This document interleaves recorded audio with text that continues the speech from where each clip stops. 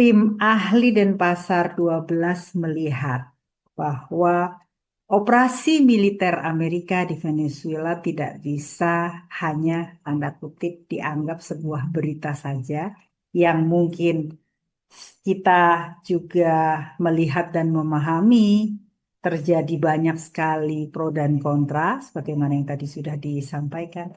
Namun rasanya ada hal yang tidak boleh dilupakan. Bagaimana kita melihat ini semua dalam konteks Indonesia. Dalam konteks juga yang rasanya harus menjadi apa namanya eh, garis bawah diskusi kita bagaimana frasa perdamaian abadi dan keadilan sosial yang merepresentasikan tujuan politik luar negeri Indonesia ada di dalam konstitusi. Ada pergeseran kekuatan yang terjadi dan langsung maupun tidak langsung mempengaruhi berbagai situasi. Baik itu situasi politik sudah pasti, tapi yang rasanya memberikan dampak langsung kepada kita dan sangat-sangat perlu diwaspadai adalah bagaimana dampaknya pada stabilitas ekonomi. Nah, eh, kita memahami gejolak yang terjadi, fragmentasi blok yang ada, konflik senjata yang berkelanjutan, belum lagi kemudian tantangan-tantangan lain yang ada di hadapan kita. Rasanya harus mulai dipahami, dimengerti oleh kita semua. Apalagi kita juga memiliki hubungan kerja dan hubungan diplomatik dengan negara-negara, baik negara-negara yang terlibat secara langsung maupun negara-negara yang kemungkinan juga akan mendapatkan uh, dampak kalau kita melihat di beberapa perbincangan, bahkan Trump sudah mulai mengeluarkan tanda kutip ancaman-ancaman kepada negara-negara tertentu. Sikap Eropa, sikap NATO juga menjadi catatan yang rasanya perlu menjadi perhatian bagi kita. Eh, Konteks politik global, Indonesia betul-betul harus mampu menempatkan diri dan rasa mendukung perdamaian abadi ditempatkan pada konteks yang tepat. Sebenarnya the most destabilizing use of force hari ini itu bukan perang, tapi bagaimana hukum itu atau perang itu disamarkan melalui hukum. Jadi ini kita betul seperti Mbak Reri sampaikan tadi, kita masuk kepada ambang baru kekuasaan global. Jadi dunia itu tidak menuju perang terbuka, tapi operasi di bawah ambang perang. Dan kedaulatan itu nggak ditabrak sebenarnya. Tidak ditabrak sama sekali, tapi diredefinisi. Dan operasi Venezuela itu adalah threshold event, jadi dia bukan anomali. Kita melihat sebenarnya kita nggak usah terlalu kaget dengan apa yang dilakukan Trump. Ini dia ambil, apa yang dia ambil itu menurut saya dari Jakarta Method, dari buku misalnya Vincent Bannins ya. Versi 1.0 itu ketika tahun 1960 elit dekapitalisasi terjadi di Indonesia, anti komunisme propaganda sangat kuat, kemudian kudeta halus ya, kudeta kekuasaan halus terjadi. Nah, tapi versi 02 juga terjadi di Indonesia. Ini please jangan salah mengerti dan jangan ini, karena menurut saya ini harus kita bahas secara jujur ya, secara politik. Menurut saya Jakarta Method 02 juga terjadi di Indonesia. Yaitu terjadi ketika 2014 sampai 2024. Apa yang terjadi di Indonesia? Delegitimasi hukum. Apalagi yang terjadi di Indonesia? Konstitusi ditabrak. Karenanya ketika 2 minggu lalu Trump datang dengan Jakarta Method 03, yaitu dia dengan model mengawinkan antara lawfare dengan military operation dari Denmark, disinilah menurut saya Amerika belajar banyak dari Indonesia yang tadi 60-an, dari 2014-2024. Dia kemudian juga melakukan kriminalisasi elit dan juga intervensi yang atas nama bermoral atau atas nama moral. Bahwa tanpa PBB makin gak ada lagi norma-norma yang setidaknya harus kita pegang atau sebagai pakem, lalu akan terjadi bahwa negara kuat menjadi polisi global dan negara menengah itu akan semakin tanpa pelindung. Artinya secara singkat saya mau bilang tanpa PBB hukum survival of the fittest akan terjadi di dunia ini. Udah nggak ada ampun, yang kuat akan menang, yang kalah pasti dia mati gitu. Nah, solusi rasionalnya apa? Menurut saya solusi rasional mungkin kita harus revisit atau reformasi PBB secepatnya dengan apa yang kita inginkan. Bagaimana review mekanisme penggunaan kekuatan, Bagaimana juga memaksimumkan peran regional dan middle powers. Tapi yang paling penting mungkin kita itu mesti bangga dengan non-alignment movement prinsipal kita yang kita sudah pegang lama, dan ini harus kita revisit. Saya ingin mengutip Indonesia harus bagaimana. Dari pengalaman saya tinggal di Rusia selama 3 tahun, saya melihat bahwa satu ya, ketahanan negara itu bukan kebal terhadap tekanan. Karena tekanan itu bisa dengan apa saja. Tapi bagaimana mampu beradaptasi, mampu bertahan, mampu mempertahankan kendali kedaulatan atas keputusan strategis. Jadi keputusan strategis pemimpin itu sama betul-betul harus dihasilkan oleh the right man in the right place. Nah, kemudian yang kedua adalah bagaimana kemampuan diversifikasi dan internalisasi sistem keuangan strategis. Tadi Mbak Leri nyinggung soal ekonomi. Saya lebih masuk kepada konteks diversifikasi internalisasi sistem keuangan. Karena inilah membuat Rusia nggak masalah begitu Swift code dihapuskan, ya udah besoknya dia jalan dengan Swift code baru gitu. Ya artinya dia mampu mengurangi ketergantungan pada infrastruktur eksternal. Yang ketiga adalah kedaulatan teknologi dan kapasitas cyber, karena dia mampu berkesinambungan ketika negara itu dalam tekanan, fungsinya tetap jalan apapun yang terjadi. Pertanyaan buat Indonesia misalnya, apakah bencana Sumatera kemarin bisa menjadi pelajaran bahwa kita tidak punya kedaulatan teknologi, tidak punya kedaulatan cyber? Dan saya mau kita jawab jujur, karena anggap aja itu serangan mendadak dari negara lain, bencana itu kan nggak bisa diduga.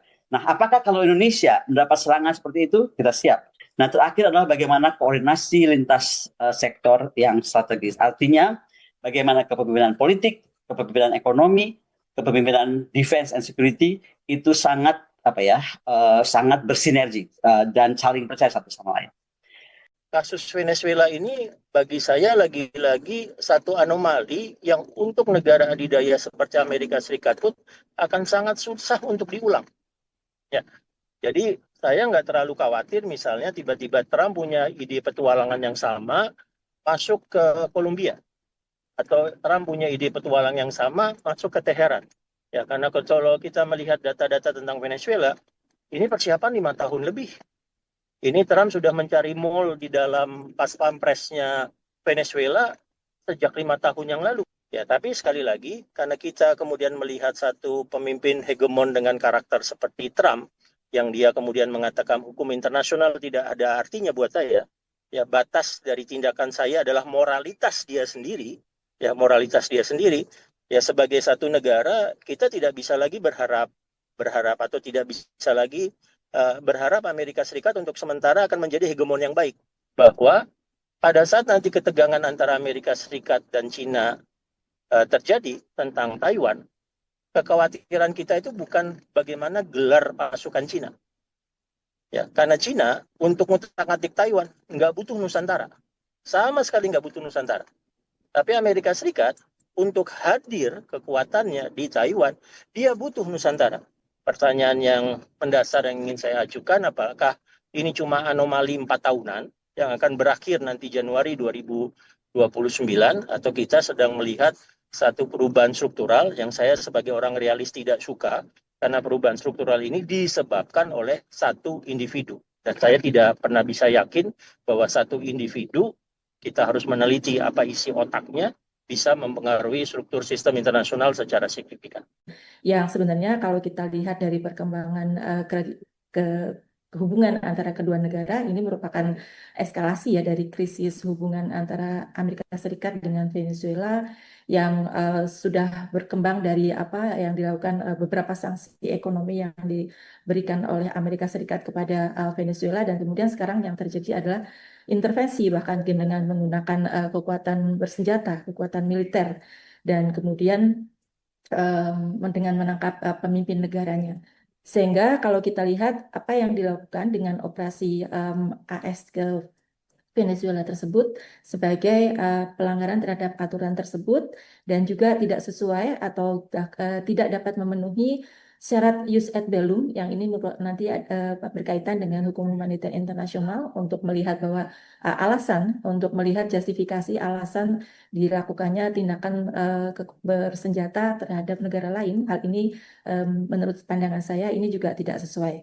Jadi yang kejadian kemarin itu buat saya adalah ternyata bisa sebuah otoritas diredefinisikan tanpa harus menghancurkan border.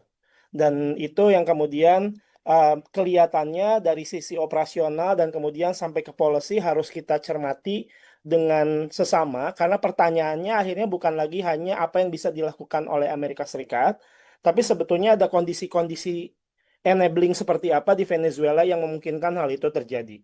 Jadi yang pertama kita tidak boleh melewatkan fakta bahwa apa yang dilakukan oleh Amerika Serikat terhadap Venezuela yaitu mengirim pasukan untuk menangkap presiden yang sedang menjabat di wilayah kedaulatan negara tersebut sebagai pelanggaran terhadap hukum internasional dan prinsip kedaulatan yang merupakan inti dari PBB, dari Piagam PBB.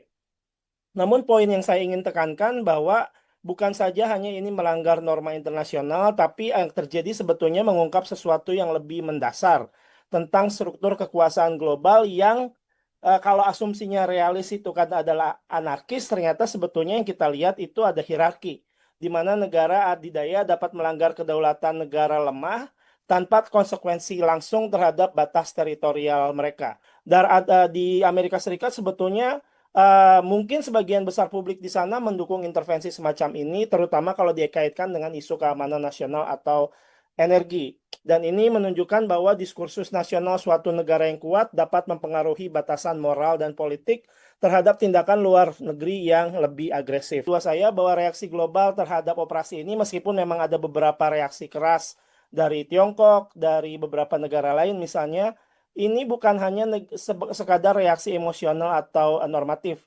Banyak negara-negara termasuk sekutu Amerika Serikat sendiri, negara Eropa atau negara ASEAN yang ada di ASEAN, mungkin tidak setuju dengan cara intervensi dilakukan. Namun juga mereka tidak mengambil langkah drastis untuk menantang apa yang dilakukan oleh Amerika Serikat secara nyata.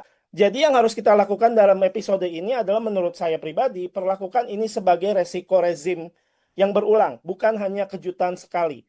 Jadi kalau Huntington benar, tulisannya Huntington benar itu, yang lebih prudent buat Indonesia adalah pertama, kita harus menilai Venezuela sebagai indikator stres di dalam sistem Amerika Serikat. Ada kecenderungan eksekutif ke arah tindakan yang luar biasa yang harus selalu dideliver karena sebetulnya banyak institusi dan nilai-nilainya yang sedang gagal di Amerika Serikat. Dan kedua, lalu membangun kebijakan yang lebih robust terhadap fluktuasi Washington. Ini bisa dilakukan dengan beberapa hal, misalnya diversifikasi kanal diplomasi, perkuat integrasi di ASEAN, atau perkuat, kalau saya nggak mau ngomong ASEAN, perkuat integrasi kita dengan negara-negara tetangga.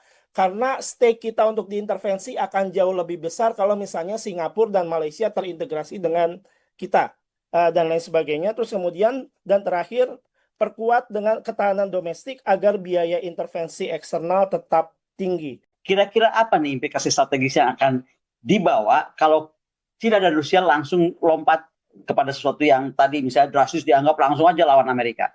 Pertama, kita mesti tahu bahwa dengan multipolaritas ekonomi tanpa kekuatan pertahanan keamanan itu akan jadi buruk.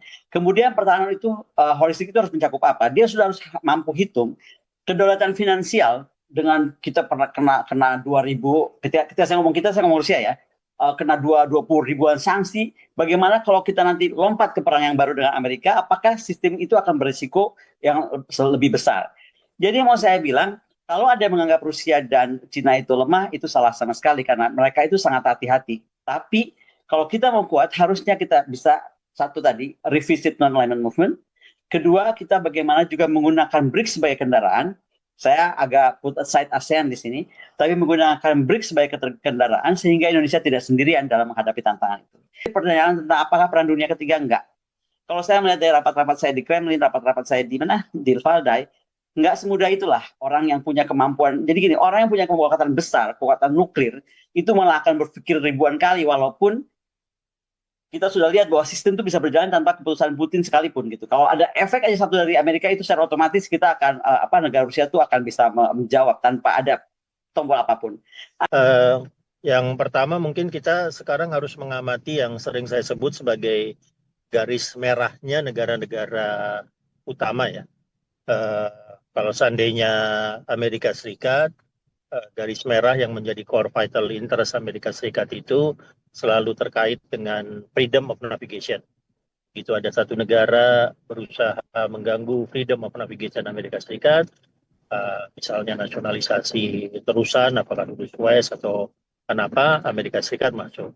Yang kedua, garis merahnya Amerika Serikat selalu akses ke energi, ya, akses ke minyak. Jika ada satu negara kembali melakukan nasionalisasi kepada operasi-operasi korporasi minyak global, Amerika Serikat masuk. Yang ketiga, sekarang Amerika Serikat berusaha mengkombinasikan komoditas-komoditas strategis yang terkait dengan keamanan nasional. Apakah itu mineral strategis seperti rare earth atau misalnya teknologi seperti AI. Yang menariknya untuk yang ketiga ini bahwa Amerika Serikat memiliki dua sisi.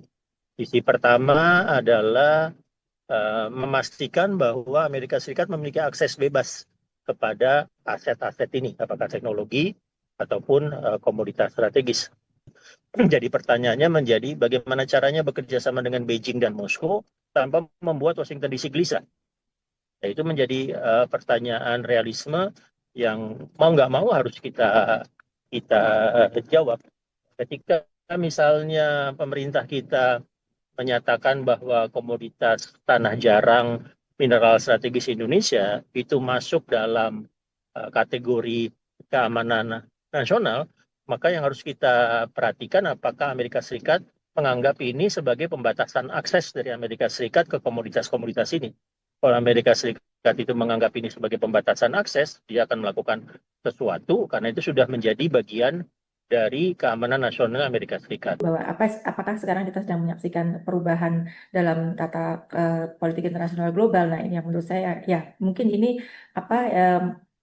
operasi yang absolute resolve yang dilakukan oleh Amerika Serikat ini mungkin juga apakah ini sebagai suatu tanda berakhirnya era pasca perang dingin, di mana kemudian saat ini kita sedang memasuki era baru real politik neo imperial tadi yang kemudian membuat batas-batas antara penegakan hukum domestik, hukum internasional, kemudian operasi militer dan penguasaan ekonomi itu kembali menjadi blur ya, menjadi kabur. Ini apa implikasinya kemudian bagi negara-negara misalnya middle powers ataupun salah satunya tentu kemudian Indonesia. Tentu ini menjadi peringatan penting, peringatan keras nih bagi Indonesia, terutama untuk melihat bahwa dengan situasi yang seperti ini, di mana kedaulatan ternyata bukan sesuatu hak yang telah dijamin dan dapat dijamin dalam politik internasional kontemporer sekarang ini, melainkan kedaulatan saat ini menjadi sesuatu yang harus selalu dinegosiasikan, dan kemudian kita juga harus berhati-hati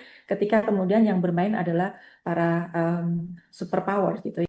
Ya, saya ingin menyederhanakan pandangan saya, ikutin pandangan yang mengatakan ini isu delusional. Jadi nggak usah dipikir dalam-dalam canggih-canggih. Karena ini menyangkut seseorang yang memiliki keyakinan yang salah, memiliki kejiwaan tidak realistis. Barangkali juga Robert Lipton benar bahwa yang namanya Trump ini mengidap yang namanya solipsis. Yaitu orang yang hanya yakin akan keberadaan pikirannya sendiri. Saya tidak tahu apakah di dunia psikiatri akan terjadi sebuah komplikasi seorang yang solipsis dan juga seorang yang narsistis. Itu orang yang suka membanggakan dirinya sendiri. Ya, hasilnya adalah menyerbu Venezuela. Karena itu hanya ada dua alternatif saya kira. Membawa beliau ke klinik psikiater atau membawanya nanti setelah tidak berkuasa ke Mahkamah Pidana Internasional. Sekian, terima kasih.